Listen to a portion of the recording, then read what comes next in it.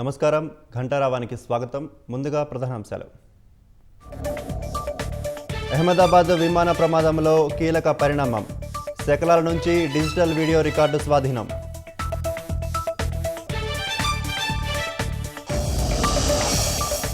విమాన ప్రమాద బాధితులకు ప్రధాని మోదీ పరామర్శ.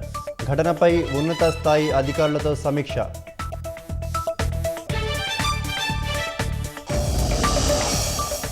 విమాన ప్రమాద స్థలాన్ని పరిశీలించిన ఎన్ఐఏ బృందం. దుర్ఘటన కారణాలను అన్వేషిస్తున్న సిబ్బంది.